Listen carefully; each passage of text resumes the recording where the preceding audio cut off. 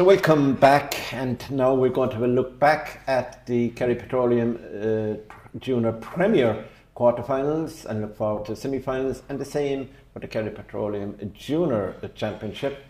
So we'll start with Jimmy, as he loves to talk, and he was with me in Kiel. And the big question, Jimmy, is not who won the game, but did I fall or was I pushed by you? St. Sinnans, Kiel were the favourites actually going into it, but from the very start, I think Jimmy will agree, St. Sinnans absolutely tore into them. They won it 3-12 to 1-12, and indeed that Shane Evans goal came from a free just as the referee was about to blow the final whistle. So there were 6 points and maybe more, a better team. And as well as that, from the very start, it was clear that the midfield area where Killian Trant absolutely mopped up everything. And that was against Thomas Ledden, who's a fair operator, played with mid Kerry. I think he was involved with the North Kerry minor team on Monday night as well. He might be teaching or living out in Ballybun. So this is Killian Trant, and they had David Foran back at right back. And what a powerful performance. A lot of the hurlers were playing. Young Behan at centre back. You had Bill Keane, and of course Sean T. Dillon has been around since the year dot, although he's still a young enough fella. Great man-to-man marker there. And whatever was wrong with Keith, they could never get, the Evanses could never get, Keith could never get going. He had a period after that time for about 10 minutes where he went out the field towards midfield and, you know, won a few balls, made it. But I thought that the right back that Evans led as a chain, what was Liam. Liam. And he was good, and Giroud at 10 was good. But overall, I think it was an evening to forget for Kiel. And St. Sinnans will be a threat to everybody from here on in. For one thing, I think like everybody, I had Kiel as favourites. They're very young. You forget how young a couple of them lads are.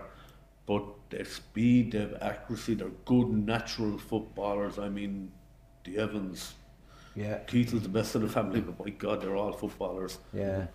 But for me, and it's something that we see in modern football, they were trying to kind of walk it into the defence.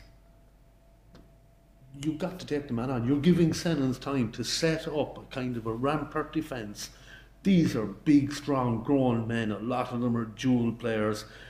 You got a young fella, 19, 20 years old. He's trying to go past a fella who's 28, 29, and used to the rough and tumble of North Kerry hurling.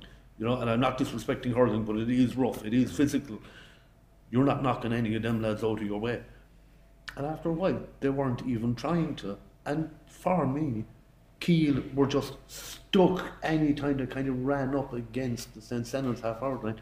At the other end, as you say, Killian Trant was bursting the line every time he wanted. Yeah. So was Sean Connell, the inside lads. They were much happier to take Thomas Dillon, he was a lovely goal, didn't he? Yeah. They took Shawnee McGrath. They took control right from the start, and they just never gave it back. And Kiel, to me, appeared to get more and more lost the more the game went on. Yeah. I'm convinced if it went on for another hour, they would have lost by double the scores. Yeah. You know, there was no comeback. It just Sennons, I wouldn't necessarily say brilliant. What I would say is they're rock solid. Yeah. You know, they're fit, they're strong, they all know what they're doing, they look for each other. There isn't a lot of brilliance there. I mean, people are saying Killian Trant has to come in. To the Kerry setup? Absolutely, have a look, but I'm not convinced at that level yet. You know, I disagree with you there, actually. I've seen him at colleges level with NTU Kerry. We've seen him play. We've seen the North Kerry Championship now, albeit that the final was blow football in Ballyduff that day with the wind. But I've seen him, and he has taken a decision not to play hurling. He'd be an automatic Kerry hurler, as Damien and John would know, and maybe the other John. But I think he has potential. The way he dominated that game, was it 3 points? Adrian Spillane, Mike Breen, Barry Dan, Dermot Connor, Jack Barry back in this year, where we spoke earlier on about the likes of Mark O'Shea. Darragh Lyon of Legion has been having a very good game. One of the Ryans and a couple of You Ryans. didn't even mention Joe O'Connor there. We'll keep Joe. Joe's been having You're a not very good bad from the Greyhound bar. No, but do you see what I mean? We're talking about the one area of the field. Killian is very, very good. Is he actually in the top 10 for any one particular jersey? Because you can't carry that big of a panel. You won't be able to give the time individually to players. Yeah, no, we're not promoting him as a starter yet. All I'm saying is that he is an athlete. He's got all the physical attributes. Yeah. He knows how to play football. He's got a very good footballing brain. He can score, and we have very few. Diarmuid O'Connor does. Jack was not a scorer. He was a defensive midfielder. He loves to go forward. I want our midfielders from now on to be going forward, not backwards. It's a similar situation, Murt, to the Mark O'Shea situation, because Killian, like Mark O'Shea, he has been in for the A versus B games for a lot of last season. Yeah. So he is there in the pecking order. He's in and around the scene. But like you say, as Jimmy is right, it is difficult to go from maybe numbers 28 to 40 to get up to the 20, to get up to 15, to get up to 16 to 26 first, and then to get to 1 to 15 is even more hard. Yeah. I'm not sure do people understand. You're not jumping one grade. No. You're climbing Mount Everest every single time. You're talking about an extra 2%. Yeah. But when you're already giving kind of 98% of every single thing that you have, suddenly 1 more % is almost as much work again. But we can absolutely agree. Yeah. He's done enough to put himself into the conversation. Absolutely. You're convinced. I'm not convinced. Yeah. We're at opposite ends of the pendulum. Great. As usual.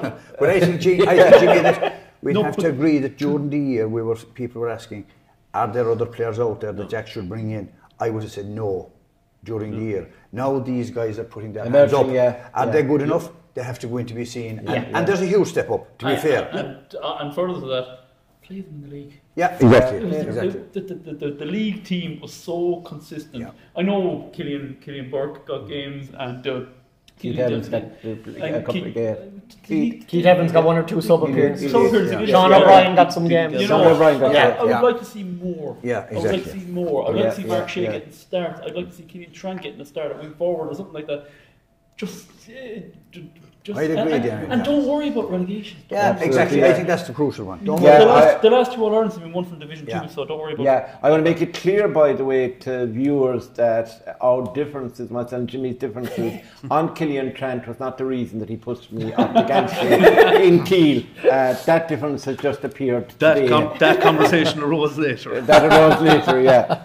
But I think, Murt, you were just talking about Kiel being fancied. I think John has to get a bit of kudos for last week, because he tipped St. Simons to win that game. Well, as Kerry man, and he's after selling, he told me before we started 2 bats and 4 fireplaces in Mount Cole. But I suppose you have to look at more the consistency that Simons have had throughout the County League. Yeah. And being a North Kerry man, you'll be watching the North Kerry teams, and I think it's refreshing this year, the number of North Kerry teams that have got into the closing stages of the competitions. Yeah. But North Kerry football has been maligned, for want of a better word. Yes. And probably rightly so for a number of years. But I think, look, there's teams up there now in the semi-finals and quarter-finals, but Simmons, very structured, may not be at the top table yet, as Jimmy said, but certainly a lot of good players, well organised, good management team, William Kirby involved. Oh, yeah. They're making progress. Well, the fact that they were in a county, they won their first county hurling final last year. They've been in a North Kerry final 6 months or 9 months ago, whatever it would have been,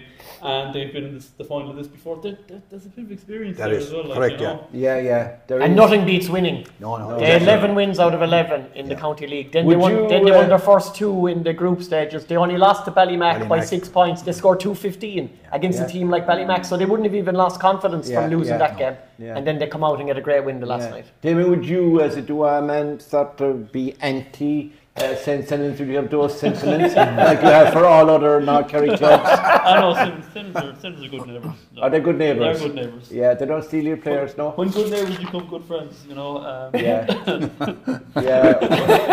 No, well, we'll leave that But I wonder, maybe John might want just, you know, you're talking about the uptick in North Kerry teams. Is the underage, under 20 and minor, is that beginning to filter through already? I think it has an effect, definitely. I think it's giving people belief. Yeah. And you know that. And next week, just before you commit yourself and commit a Cardinals thing, because you were in trouble already with the Ballylongford HD carry on, right? So you're going to be in further trouble now if you're going to suggest to me, as an old timer, which you are, you're young enough, but you're an old timer, that Shannon Rangers and Field Rangers has come together, which is the absolute sensible thing to do, since they're doing it at minor. I know they lost on Monday night. They won another 21 already. It's the way to go. And there's old fellas, old timers like yourself, and many more like you, Jack Hennessy, Jack, I apologise if I offended you in any way, in case you're watching this, that won't allow that. But we'll keep that till next week. We'll continue on anyway with your ecumenism.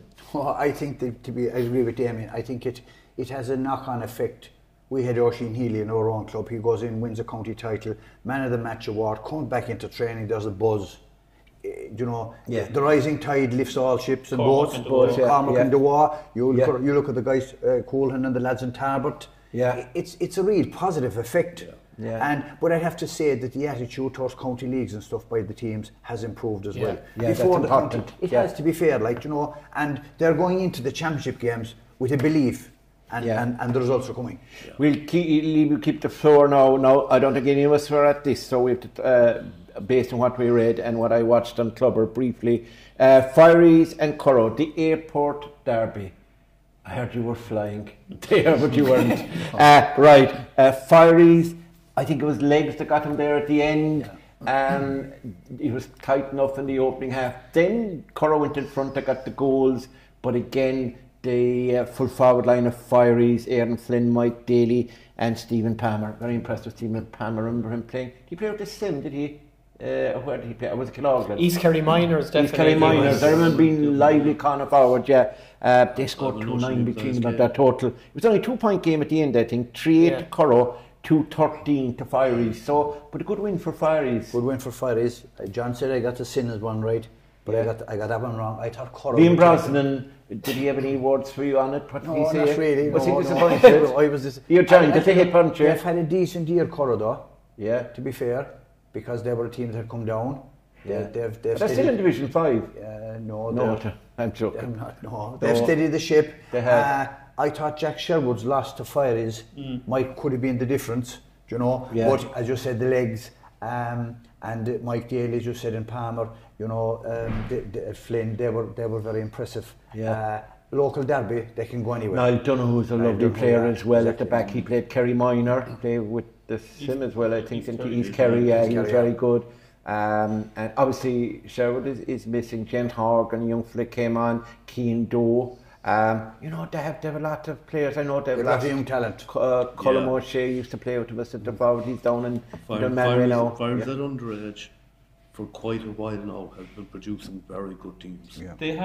They were. I don't know what the situation is now, but there was one stage there during the boom. I think Fireys was the fastest growing village in Ireland. Yeah. There's that sort of Killarglen, Tralee, Killarney triangle there, and that's a real population growth centre. Well, there's a belt from Killarglen, Milltown, Listry, all that area is the place right over to Rathmore. And mind you, down to Kinmare, that's where the centre population is. Do you know where this population is the worst per capita to play going into primary schools or whatever they're called now? But no, that is poor. There's one area in North Kerry, Ballylongford.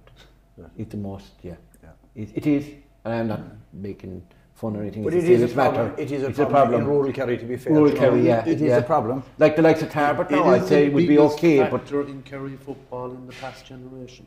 You look at where the houses are being built. That's where the football is going to be coming from.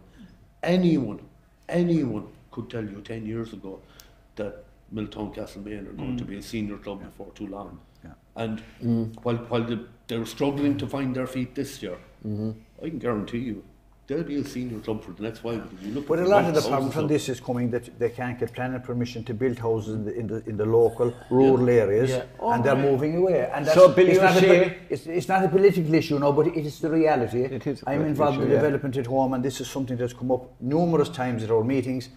Families that the son or daughter want to build on the land cannot get permission they go into the bigger towns. Can I announce now? Billy O'Shea is going forward for Fine Gael, right? In the election. Can I announce now that John Kennedy is going forward for North Kerry? What party would you Definitely be? not Murt anyway. Fianna Fáil? No, definitely not. Sinn Féin? No, but even just on that point, I was at Green Party. I was at They love bathrooms and stoves. Anyway, I was at the Listry Kiel game with Aidan Clifford, and Aidan, as you know, is chairman of Lone Rangers. Aidan mentioned, I think there were 3 sons of, the great Lone Rangers 1996 team. Playing with Listry, is I it? think actually 3, and that's not including Rory Murphy, who was injured. Yeah. 3 sons of the Lone Rangers 1996 team who were playing in Kiel versus Listry, because that's Pierce Prendeville, of course, parents and to build their house. Sam Murphy, yeah, Exactly. I know Dingle for a while there had issues fielding it underage, because all around the town were holiday homes that clubs couldn't afford to buy. Yeah. Right. So, Dingle children. Yeah. Right. Now from the county council meeting, which we've just had briefly, and from the Healy Hayes, Jimmy Darcy, and our new candidate from North Kerry, John Kennedy, we'll move on to the third semi-final. And this was early on Sunday morning, and of course myself and Dowdy, when they want somebody to get up early and cover a game, we have to be the 2 boys, because Jimmy would be having his breakfast at that stage, and Stacky would be out for his walk. 150 head of cattle, by the way. Yeah, so we had Ballymac against Downascall. Good game of football, John. Yeah, very impressive. I think we knew what we were going to get from Downascall. They have, when Killian Falvey, Cathal Ferreter, James Crean, when they get on the ball, they're going to cause damage for any defence. And in the first half, they certainly did. They really put it up to the Ballymac defence. Killian Falvey in particular was the top performer, got some great scores. But Ballymac, slowly but surely, they gained control of the game. And in the second half, I thought, they had a few nervy moments when Downascall got the goal from Falvey, brought it back to 3 points. If Aidan Breen had converted his penalty that Tommy Pearce saved, they would have been home and dry very early. But I thought they showed great composure after Falvey's goal to push on again and get over the line deservedly and comfortably enough by a 7-point margin. I think they're a team on a mission. Yeah. They were very hurt, obviously, by last year's junior premier defeat. They were within seconds of making a miraculous comeback after a terrible first half to produce a brilliant second half. They'd gone a point ahead. Just a wonder score out of the blue from a fantastic individual talent in Jack McGilligan. Saved the day for Listowel, and Listowel were the better team in extra time and deservedly won. But you look at the way Micheál Reedy and Vinnie Horan inspired the rest of the team the last day. They have Dara Keane back. He was in America, I think, over the summer as well. Made a big difference. Donald Daly up Niall front. Collins got a lovely goal. Niall Collins. The pass of the... You talk about Tony Brosnan's pass for Gavin O'Shea for the miss. Vinnie Horan's pass from the mark into the path of Niall Collins. The quickness of instinctive. thought. Yeah. It was instinctive. He didn't even wait seconds after he'd collected the mark and called for the mark. Pass was gone. Collins had made the run. Brilliant finish. And the foot pass as well, wasn't it? Yeah, Micheál Reedy, like you're talking about players putting their hands up. Of one of the players over the weekend, Micheál Reedy was as good as anything we've seen. Charging forward from his wing back position, kicked 3 scores. He's been phenomenal all year. 1 freeze. He had 2 good cornerbacks as well. Yeah, Young Owen Creedon and Josh O'Keefe. Yeah, and really sticky against the likes of Ferreter and Falvey. They kept going. They kept plugging away. Dan O'Shea did a great job on James Crean. At full back. Ty Brick at centre back. I think it's going to take a serious team to stop They're Ballymac. 1-4 for the semi-final, and they're 4-7 to win it out. Yeah, I think the experience of last year, the hurt, Ian Blake stayed with them. They pretty much have the same group of players. They're even more motivated than they've ever been. I just like their composure in the last 10 minutes. Like, do you know, we spoke about Beaufort being thereabouts in the intermediate, and when it came to the crunch again this year, they didn't get over the line when they had to. Ballymac were pressurised now the last day. They could have crumbled. The memories of last year could have come into their heads when Falvey got the goal to bring it back to 3 points. But they ploughed on again. I think they will be very hard to stop. They will, Now, to our war correspondent, John, you were in Lerwick, right?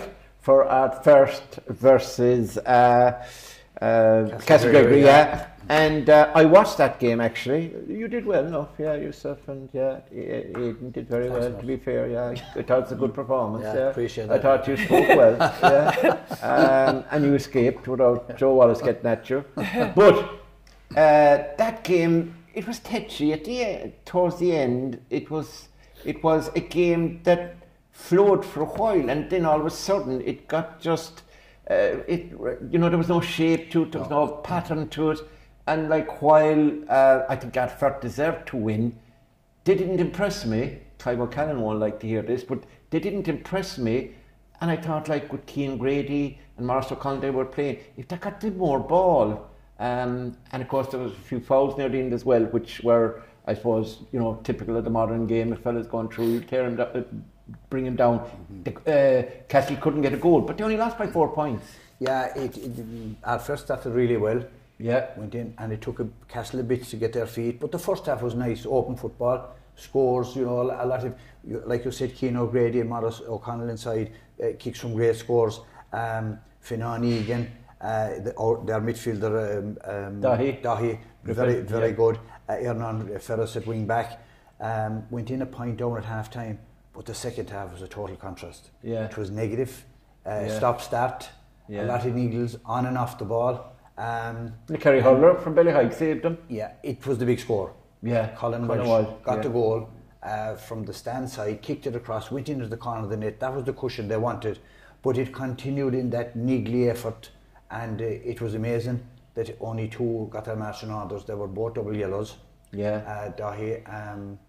There was a bit of off the ball stuff, was there? It was a real battle in the second half. Yeah. Castle Gregory, I felt maybe slowed it down a bit into the wind. But Ardfert, the better team, the panel, I think. The guys they introduced made an impact. They introduced 5 into county hurlers. They did 5 into county hurlers. Yeah. They did make an impact, definitely. Yeah. That's the thing for Ardfert is reintegrating the hurlers after a long campaign. Because at one stage in the county league, they actually had a very good county league. Yeah. Jesus, they were down something like 11 players between the various under 20 and senior panels. Yeah. Do you know? Yeah. And on top of that, what that means now, and what a big advantage to them will very much stand to them going forward. They're not a coming team. I might be They're very young. Jimmy, as a dedicated follower of the county leagues, am I right in saying that their game with Mitchells hasn't been played yet because of the hurling, and they need to get a point on that? So they're still not safe in Division 2. They will be, I presume. But I mean, and they'll be better than Mitchells. I think Castle Island Desmonds know what the story is already. I think they do, yes. I think they're preparing for life down there. Now, lads, the 2 semi-finals. One is going to be on in Killarney at 12:45. We'll take that. And I'll go around to each of you, and we just a brief discussion because we've discussed the teams already. At the moment, it's 1-4, as I said, for the boys from Ballymac to beat Fireys, who are 3-1 against by the bookmakers. I find it, I fancy Ballymac to win, but that's putting a 6 or an 8 point difference between them. Do you think it's going to be that wide a margin, John? No, I wouldn't. I'm very impressed with the forward power that Fireys have on their day. Like I saw them this year against Tarbert as well in the county league. Like and our lads were actually 6 points ahead with 15 minutes to go. It looked game, set and match. Fireys, like within the blink of an eye, they got in for 2 goals. They ended up winning the game. They have young players on the bench. They have good subs that they can bring on, especially up front. Like I was really surprised to see James Horgan and Cian Doe only started on the bench last week against Currow. I would have expected them to be in the team. Yeah. Maybe they will be now on Sunday. But I think Fireys, the loss of Sherwood is big, but they still have a really strong half-back line. Niall Donoghue, Diarmuid O'Mahony and Padraig De Bruin, they're very strong there, that half-back line. Overall, though, I think it might be too soon for Fireys. I think Ballymac are more advanced in their trajectory at this moment in time. Playing Division 1 against the top clubs as well. There is that as well, but I just see them as being on a mission at the moment, Ballymac. Whether they can go all the way remains to be seen, but at the moment I'd have them as favourites, and I do think they're good enough to get past Fieries. I expect Ballymac to win, not by 6 or 8 points, but I do expect them to win. Jimmy, what would you think in 50 words? I have to go for Ballymac. I think Ballymac have been the obvious competition favourites right from the very start. I haven't seen anything from them that makes me change my mind. I say Ballymac to win it out, to be honest with you. What about the All Ireland? Like Stags? Will you go that far? I want you back from our readers as well. We'll see where we go from there. But Ballymac got caught last year. I don't think they'll get caught this year. And like you mentioned, me already, for me, quite possibly the player of the championship so far. You're not far out there, to be fair. Killian Trent, to give him a good go, but you don't like Killian Trent. Right, quickly on to Damien. Ballymac, you wouldn't have seen much of him, obviously, but you'd have read what John has written. Just the point he made there about the kind of the obvious team, and they were there last year. They were very poor in the first half of that final against the Stowe Limits. They were quite good in the second half, because they are a good team. Yeah. And that's, 60 minutes is what you're looking from them. Yeah, if they go 60 minutes, they should win that game. But like I say, Fieries are an up-and-coming club and it's an up-and-coming team. So that could be tasty enough. Could be tasty. What do you think, John? I go along with Ballymac. I think they're like Jimmy said, they're the favourites for the competition. Fieries going well, a lot of young guys, but I think last year's experience in defeat would stand to Ballymac. Derek Keane back, he's a big, and you said Michal Reedy, Vinnie Horn, they're playing really well. The experience of Aidan Breen. He's some and I think the hurt from last year, that was an epic game last year, really. Absolutely. Went extra time, and what a game of football, what an occasion. The absolutely. Crowd, the colour, that experience will stand. And if anything is going wrong for them, they have the veteran Keane Coonan to come off the bench and make a difference for them. He made a sliding tackle. He came on the last day. He threw himself, life and limb. He didn't care. Made a huge block and went down the field, on a run. He left the ball behind him, but he did go on a run. So in fairness to him, he's a guy that could come on and make a big difference. He has greyhounds as well, or he used to have greyhounds who were very quick. And he did say you wrote a good report about him in 2008. I did, yeah. But that was the last time you ever wrote a good report about anyone. And it will be the last time I told him that he will ever get a good report from me again. But yeah, Keane Coonan, if you're watching, best of luck to you on Sunday. I'm bound to hear about those comments in here from Keane. Great character he is. Now, the second semi-final is between Ardfert, who are slight favourites. They're odds on to beat St. Sinans, who are 6-5 against. Now, again, Demo doesn't understand odds, but you do, I know, from selling fireplaces. And I would say that I find that strange. I find this a hard one.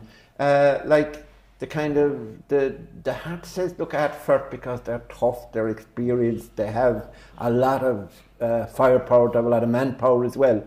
But I'm looking at the other way, and I'm looking at what I've seen from St. Sinans so far. They ran Ballymac close enough. It wasn't a 6-point game. Ballymac are, odds on to win the competition. And they beat Kiel, who were well fancied in Kiel, and they're improving the whole time. I give St. Sinans a great chance of winning this one. Yeah. What's your thoughts? I'd agree with you, Murt. I think, we mentioned them already, Killian Trent around the middle, but you have Thomas Dillon, Sean T, David Forden back, a huge asset back to them.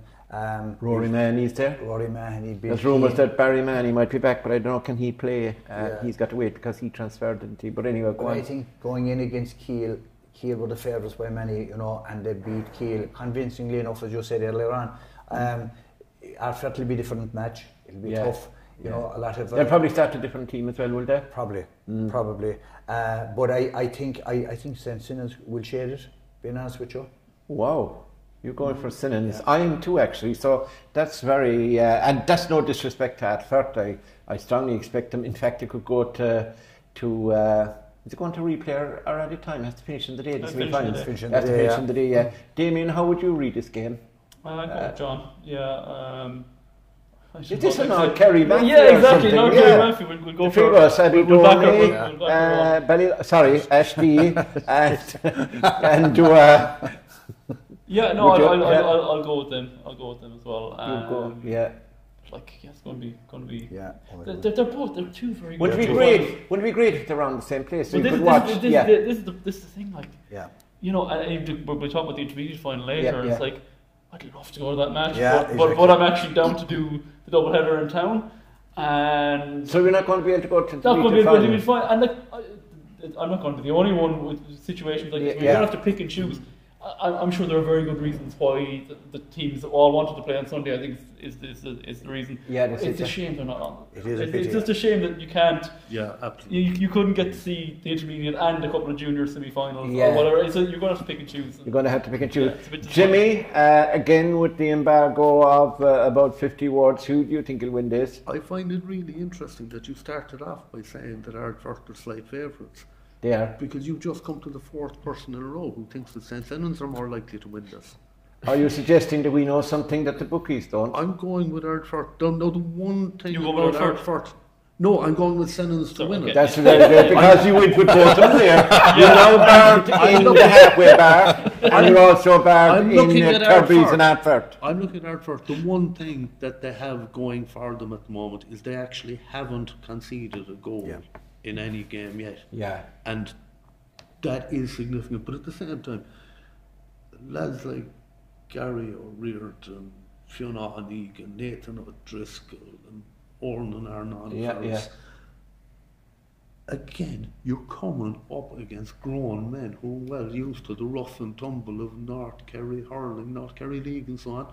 And I'd have no sympathy for the Ardfort boys. They're growing tough. Nathan Driscoll, if he hit you or any one of us, we'd be he'd drive us into the middle of next week. It's still a big step in. St. Senans have been there, have come a hard road, taken on good teams, beaten them fair and square. Yeah. Nothing lucky about their wins. They've been winning games fair and square. I think that they have quietly been playing better than any of us have been giving them credit for. I was really surprised and impressed against Keele, not just by the football they played, but the composure of what I'll call the lesser lights. They just played really good football, do you know? And Keele, who astonishing talents, but again, they haven't got that seasoning, that experience behind them. They didn't really know how to deal with it. Yeah. A lot of this Ardfort side are young. They're coming. Yeah. They are very much coming. They'll be there in a year or two. I think this is a year or two too soon for them, and I'd be going with Senans to win this. There you are. You're talking about them being, etc. And you'd still push me and wouldn't pick me up back in Keele. And now you go for Senans. I mean, and you're against Ardfort. I can't understand you talking. Are they another one of your clubs, Murt? Pardon? They're one of your clubs, are they? They are. Yeah. They are obviously Crot O'Neill in hurling, so they're my club. I'm going to go against the grain here. I'm going to say that there's always one. It's a North Kerry derby in everything but name. Both players, both sets of players know each other extremely well, whether it is from the hurling field or from the football field. If you're going on the form of last weekend, St. Senans produced the best performance of the weekend in the Junior Premier Championship. Ardfort showed that there's plenty of room for improvement. But I think they will get that improvement this week. I think Eric Leon's return from injury towards the end of the game, the last day, could well see him start in the full back line on Sunday, which did come under pressure from Maurice O'Connell and Cian O'Grady. I think they'll try and get Eric back. Colin Walsh, I think he did the very same thing against Listowel Emmets last year. He came in and scored the winning goal, if I remember, John. Yeah. So he's capable of doing that. They might keep him as impact sub. I think Ardfort have done brilliantly to get to this stage without Bobby Regan, Owen McGilligan, Fanon Mackesy, and of course Rob Monaghan. I think there's a kick in them. I think this will go right down to the wire. I wouldn't be surprised if it's extra time. Maybe off the bench, Ardfort might have better options off the bench if it comes down to the last couple of minutes. No, I'm gonna give a hesitant vote to Ardfort, and I'm gonna put it out there that if they do manage to get over Sunday, it could be 3-4 weeks until the final. And let's just say if they got permission and he was back home, I wouldn't rule out Rob Monaghan being available for the final, because his VFL season is over in Australia. Carlton are in the actual AFL, they're in the last 8 teams, so he probably has to stay out there while they're still in that. But I'll put it out there that if they do get to a final, don't rule him out of making an appearance. Oh yeah, breaking news there from John O'Dowd as always. I love that in the Examiner in an hour. So four of us go there for St. Sinan's and one for Ardfert. Now we're going to have to fly through these because we have time constraints. The juniors, I know because of your Gaelic language skills, that you, Damien, were at the Cordal Lisbol. I saw all they were Canadians and the McGalls and all this carry on and Higeen, etc. And I saw them spelled impeccably in the Kerryman. Obviously, somebody. Ty Gibbons sorted them out for me. Ty Gibbons sorted them out too. Yeah. Cordal against Lisbol. How did they look, the winners? I thought they were very good. No, it was a very good game of football. Actually, it was very open. Yeah. Two very good teams. They won the novice last year, didn't they? They won the novice. They beat Doa in the final. You're right. Yeah. They're a lovely team this fall, actually. The two old Canadians are brilliant. The 11 and the 13. I think that Keane went off at half time, and that probably hold them under the water. But Cordal are just very impressive. I think they had 8 different scores. 2 wing backs scored, the 2 midfielders scored. Philip O'Connor was pulling the strings. He still also managed to pop in 3 or 4 points himself. Kieran Dunn, who's playing very well. Eamon Nolan, who's played at midfield at times, or has been lying down at midfield at times, is playing full forward. He got a goal. Sean Brosnan got a goal. I have them down as favourites. I've seen pretty much all the 4 remaining. I put them in as favourites. I think they're a very impressive team. They were in the final 2 years ago. A bit like, but Ballymac, they have a look of a team on the mission. I'm very impressed with them. Yeah, was it Friaries took them out? That I think that was 2 years ago. Trust Friaries beat them, and they never performed at all that day. They were very disappointed. They were beaten. John, you saw Dua beat, didn't you, beat Cremon? That was always kind of on the cards, was going to happen, wasn't it? And Sean O'Sullivan. We have to mention Sean O'Sullivan, saved the penalty from Kerry under 20 star Cormac Dillon in the first half. About 25 years between them, is there? In age. So fair play to Sean, and he was off his line on several occasions, sweeper, keeper as well. So he had a good game. In fairness, Cremon, they gave as good as they got in the first half. They scored 1-11 or something today.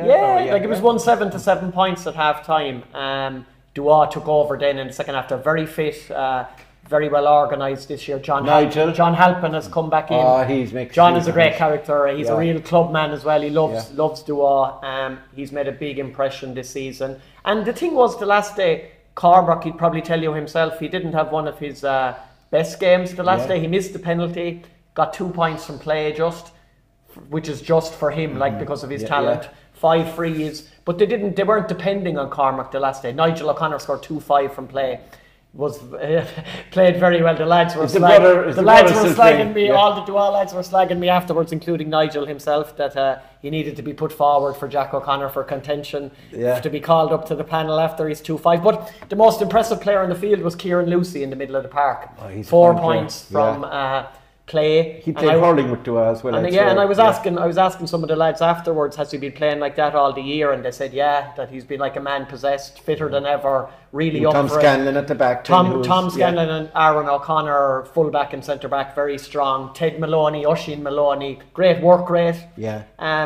Young fella in as well from the minors last year. They have a few in. There's a young Mikey Galvin. There's a few in there. They brought on Killian Buckley, was very impressive as a sub. I'd say could well start the next day. Didn't play. Senan O'Keefe was injured. They didn't risk him. He'll probably be playing this weekend. And of course, they are missing Donncha Maher, who's in Australia at the moment.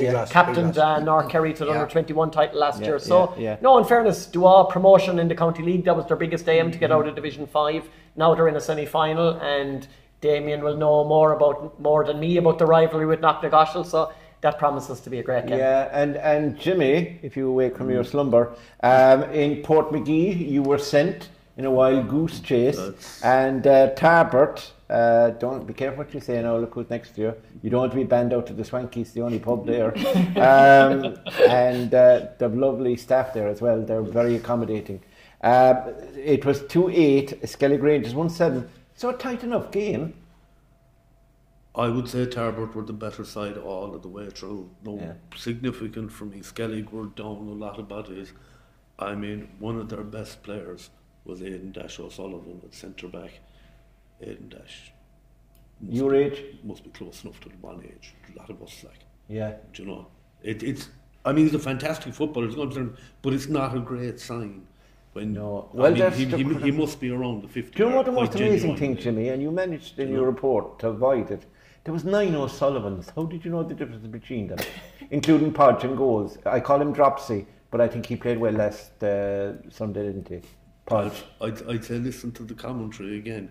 There's a lot of Lovey O'Sullivan to Lovey O'Sullivan. That's another one of the Lovey O'Sullivans. That's a wonderful team score. They're all Loveys, that's always code for. I've absolutely no idea who kicked that.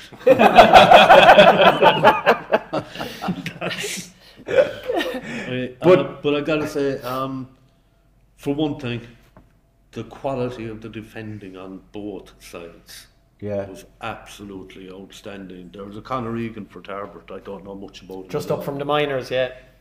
I mean, in the first 10 minutes, he had a man taking him on one-on-one, and he just picked the ball off him every time. It was just, I mean, it was like watching one of these pickpocket circus shows, you know. It was just, but the defending all over was absolutely super. Now, there was a savage wind. Yeah. In fairness, there was an absolutely savage wind that was always going to make a difference in the game. Tarbert got the scores that they needed in the first half with that wind, and were able to control the game in the second half. And kind of. Yeah. Did Aidan, more importantly, did Aidan Clifford buy you a bowl of chowder in the moorings in Portmagee? Myself and Aidan Clifford had a lovely old day for ourselves down there. Looked after. Good football, great atmosphere. Yeah. Do you know? And just absolutely nice club to go to. Do you know? Yeah. Lovely way to spend the day. Yeah. Kerry O'Sullivan lives across the way from the pitch. John Coulihan looked very dangerous, full forward. David Mulvihill and Sean Wren. They're youngsters as well, John, aren't they? Yeah, just up from the minors as well, yeah. They really grew into the game in the second half. There was a Ben Sheehan, the other wing. Just back from Cruciate. Shane Enright. Without he's anything to he's old as well, isn't he? Very old. He pulled the strings just without. I mean, you could literally see him telling fellas what to do. But he doesn't move anymore, does he? Perfectly. He covered the whole pitch. Did he? Absolutely did. Had he transport or did he move himself? No. He just, like I said, that a touch of, we mentioned Gavin O'Shea with Dr. Crooks and how he provides a link man. That Shane did that and just did it to perfection. You know, simple give. Shane will meet you at the Greyhound track, Murt. That's right. That was it. And Patsy Skin O'Connell's son, was it, got a goal, did he? Patsy, yeah. Patsy, yeah. Yeah, most of them, his dad were great friends back in the day. I was banned from going through Tarbert at one stage, so comments I made, so I got to be careful. Not Negotiable, we got to move on, lads. Not Negotiable beat Milltown, St. Michael Fillmore, 20 points to 115. You had this Cahill McElligott, 9 points, and of course you had Edmund Walsh with 4 or 5 points, so they're quite used. I think Niall Barrett got injured, he was taken off towards the end of that. If he's missing in the semi-final, make a difference, won't it? Yeah, Knocknagosh are another team, like small in numbers. Did he play them this year? Did he play them? No, we didn't play them. Didn't play them, yeah. You know, the names will clap up. Sean McElligott's son, Cahill, like great prospect. His brother Jack playing the backs. He plays full back, yeah. Edmund, of course. Are they twins, the McElligotts? No. Yeah. Then you had Shane Connell in the middle of the field. Shane trains the team, coaches. Yeah, he played rugby, didn't he? He did. He's Jackson as well. But they're really, Edmund back is a huge asset around the middle of the field with Shane O'Connell. And that was a real battle with St. Michael Fillmore. They came out for the right side. And, you know, there'll be that North Kerry derby again against the War. The Mal derby. The Mal derby. Yeah. So, give us who's going to win the Mal derby. I don't want too much explanation. Dua or Knocknagosh? I think Dua will be that. I think they have that edge. You're committed. I'm biased, but yeah. They're a bit of a bogey team for Dua over the years now. So, but Jimmy, I'll pass you over. You know nothing about it. Sorry, give us the verdict. Edmund Walsh is one of the best scorers in the whole championship. How many times have you seen him? I think Dua have gotten a real find in Cormac Dillon. I think he's outstanding. I think Dua scoring difference. Yeah, exactly. Across the championship. I totted up there yesterday, but I can't remember what it is now. But it's something phenomenal. 40 or plus 40 or plus 50 my or God. something crazy, you know. John, you'll hardly go against are you thinking Dua? He will. He'll be awkward again. Watch. No, I haven't seen Knocknagoshel this year. Although maybe I did see them when they played Tarbert in the County League earlier in the year. Just on recency bias, haven't seen Dua last week. I think they're in a good place. Yeah, I'd give them a slight edge to get over the line. Yeah. What about the other one? I'll stick you here because you can't go against your own team, surely. Tarbert are going to be playing Cordal. I'm hoping it's like the Dr. Crokes and Dingle situation that because in the second game in the group stages, by all accounts, Cordal taught us a lesson. They beat us by 9 points, wasn't it, Damien? And Tarbert were meant to be really, really poor that day. The funny thing is, we've played Cordal so many times in recent years between this championship and the County League. A bit like Renard, like it's just we seem to play them every single year, and it's usually win, lose, win, lose, win, lose. Usually neither team gets 2 wins in a row. So hopefully, if that's the case, it'll be our turn on Sunday. Yeah, but it's going to be a very tough game. Obviously, you have to stop Philip O'Connor, number one, if you have any prospect of beating Cordal. Yeah. Jimmy, in a word. Well, to be quite honest with you, I thought very early on in the championship, that's a mistake by Cordal. Tarbert now have a chance to pretty much put them out. And I straight away thought to myself, if you slip up on this one, it'll come back to bite you later on. I'm sorry, I think it's going to come back to bite you. I think you're very close. Both of these teams have been very close to it the last couple of years. But I think you have a lot of young players coming in and really coming in fast and hard. These guys are stepping straight into senior football.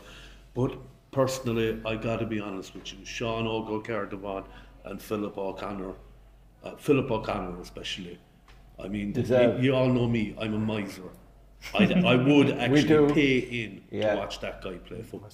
You know, just an actual joy to watch. Somebody said, for the sake of the two of them alone, the little bit of sentiment would be leaning their way. Somebody said the last time you tried to pay Barred from Swanky now as well. The last time you tried to pay, you know, I don't drink. You had to get an angle grinder to open your wallet. Damien. And found an IOU note inside it. Yeah, I think this is their third championship match in 3 years. Don't go with your prediction, Kerry. And nobody reads it. Fair enough. Both those times, Tarbert were quite poor. Yeah. And Cordal were a good bit better. I don't think that's going to happen a third time in a row. I think there will be a bit of a revenge factor there. But I just think that Cordal are just a more complete team at the moment.